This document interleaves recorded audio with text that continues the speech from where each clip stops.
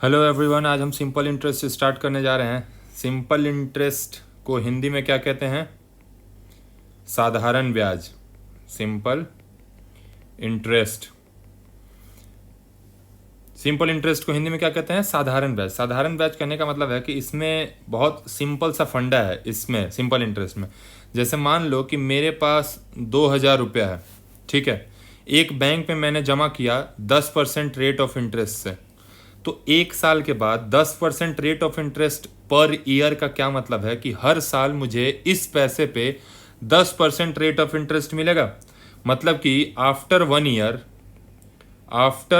Year मुझे जो interest मिलेगा, इंटरेस्ट वो क्या मिलेगा? 10% ऑफ 2,000।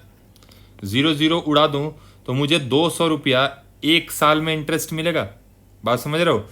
अब उसके बाद अगर बात किया जाए कि सेकेंड ईयर भी मेरे पे कितना ही इंटरेस्ट मिलेगा, 10%, है ना, दूसरे साल भी। बट इसमें इसको साधारण ब्याज इसलिए कहते हैं कि जितना मैंने जमा कर दिया बैंक में उसी पे हर साल इंटरेस्ट मिलेगा। इस इंटरेस्ट का कोई मतलब नहीं रह जाता है। सीधी सी बात है। सिंपल इंटरेस्ट का मतलब होता है कि जो भी पैसा मैंने जमा किया है हर साल इंटरेस्ट इसी पे लगेगा, चाहे ओवरऑल पैसा कितना भी हो जाए मेरे अकाउंट में। हमेशा जो पहली बार जो फर्स्ट ईयर में जो पैसा मैंने जमा किया होता है, जो प्रिंसिपल अमाउंट होता है, उसी पे इंटरेस्ट लगता है। जैसे सेकेंड ईयर भी जो मेरे पे इंटरेस्ट मिलेगा, सेकेंड ईयर भी वो भी कितना मिलेगा? 10% ऑफ 2,000 ही मिलेगा। इसको भी काटोगे तो सेकेंड ईयर भी 200 रुपया ही इंटरेस्ट मिलेगा। अगर कोई बोले कि थर्ड ईयर में कितना मिलेगा, तो आफ्टर 3 ईयर तीसरे साल का भी इंटरेस्ट 200 रुपया ही होगा। बात समझ रहे हो? तो मैंने जमा कितना किया था? 2,000 रुपए।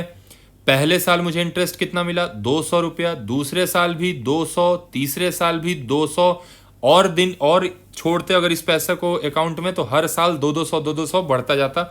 यानी ये जो इंटरेस्ट है वो 3 ईयर्स का है ना।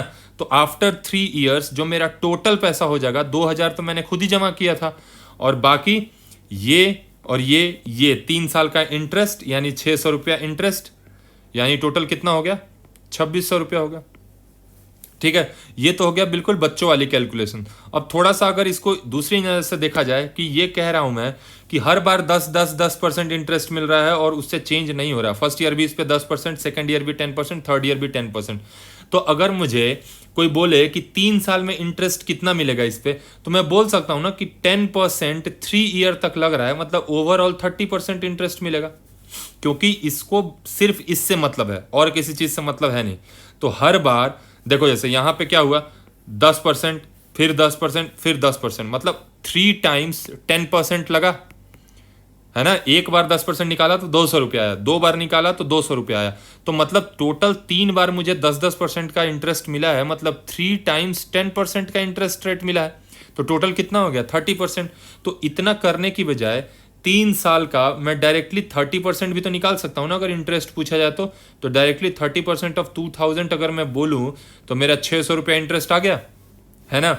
और अगर डायरेक्ट मैं अमाउंट निकालना चाहूं कि सीधे सीधी मुझे ये बता दो कि टोटल पैसा मेरे अकाउंट में कितना हो गया आफ्टर 3 ईयर, तो मैं क्या बोलूंगा कि 200 रुपया मेरे पास पहले से, 2,000 रुपया मैंने खुद ही जमा किया है, 3 साल में 10% करके 30% इंटरेस्ट मिला है, तो ओवरऑल पैसा मेरा 130% हो गया होगा। यानी ओवरऑल पैसा कितना हो गया होगा? 130, 130% ऑफ 2,000। 0 उड़ा दिया, बचा कितना मेरे पास? 2,600 रुपया। तो या तो तुम इंटरेस्ट निकाल के और 2,000 में ऐड करो, या तो डायरेक्टली 130% निकाल दिया। तो ये हमारा हो गया इंटरेस्ट। बात समझ रहे हो? ठीक है, इतनी कहानी तो हो गई। अब जरा मान के चलते हैं इसको हम सिंबॉलिक में, है ना। फॉर्मूला देखते हैं कि इसी कॉन्सेप्ट पे इसका फॉर्मूला भी आ जाता है। कैसे आता है कि मान लिया, अभी जो समझाया है, मान लिया मैंने बैंक में प्रिंसिपल अमाउंट कितना जमा किया? प्रिंसिपल अमाउंट मैंने कितना जमा किया? मान लो P, जो ओरिजिनल अमाउंट था मैंने P जमा किया। बैंक मुझे रेट ऑफ इंटरेस्ट कितना दे रहा है? सिंपल इंटरेस्ट में रेट ऑफ इंटरेस्ट वो मुझे दे रहा है R% का, ठीक है। और कितने साल के लिए मैंने जमा किया? टाइम T ईयर्स के लिए। कोई दिक्कत है? नहीं है ना। अब मुझे एक बात बताओ, अब सपोज करो ये R% की जगह 10% होता और ये टी ईयर्स की जगह 4 ईयर्स होता सपोज, तो मैं 4 बार 10-10% कैलकुलेट करने की बजाय या तो मैं क्या करता, मैं लिखता कि फर्स्ट ईयर में कितना मिला तो 10% ऑफ पी, है ना। सेकेंड ईयर भी कितना मिलता, सेकेंड ईयर भी कितना मिलता तो 10% ऑफ पी, थर्ड ईयर भी मिलता 10% ऑफ पी, फोर्थ ईयर भी मिलता 10% ऑफ पी, है ना। तो या तो मैं ऐसे अलग अलग 4 बार निकालूं, या डायरेक्टली मैं बोल दूं कि अगर मुझे 10% का इंटरेस्ट 4 ईयर्स तक मिल रहा है तो मैं बोल सकता हूं ना कि ओवरऑल जो इंटरेस्ट मिला है वो 40% मिला है, अभी तो समझाया था जस्ट पहले, है ना। तो इसी कॉन्सेप्ट पे अगर इस चीज को देखा जाए तो अगर मुझे R% का इंटरेस्ट हर साल मिल रहा है तो T साल में कितना इंटरेस्ट मिल जाएगा, तो after T years interest will be how much, interest will be RT%। बात समझ रहे हो, इंटरेस्ट कितना हो जाएगा RT%, मल्टीप्लाई हो जाएगा। तो भाई इसका मतलब मैंने जमा किया था P रुपया और उस पर RT% इंटरेस्ट मिल रहा है, तो मतलब इंटरेस्ट कितना मिला मुझे, सिर्फ इंटरेस्ट कितना मिला, तो मैं बोलूंगा ना RT, जो इंटरेस्ट मिलेगा वो RT% ऑफ P, यानी RT/100 इंटू P। तो यहीं से डिराइव होके आ जाता है बच्चे कि जो हमारा सिंपल इंटरेस्ट का फॉर्मूला होता है, simple interest that is equals to P into R into T/100। ठीक है, अब यहां से ये तो हो गया इंटरेस्ट। अगर कोई मुझसे पूछे कि भाई अमाउंट कितना हो जाएगा, तो अमाउंट क्या होता है, अमाउंट होता है कि ओवरऑल मेरा पैसा कितना हो गया।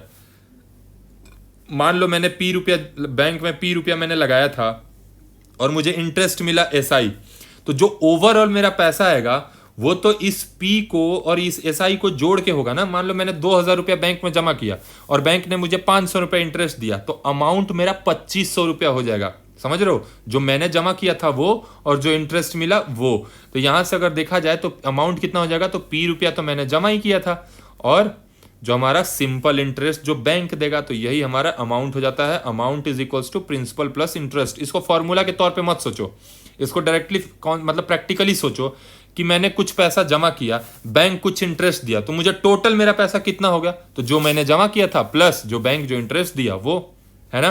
तो इसको हम लिख सकते हैं amount is equals to, amount will be equal to P plus PRT/100। Simple interest यही तो होता है, PRT/100।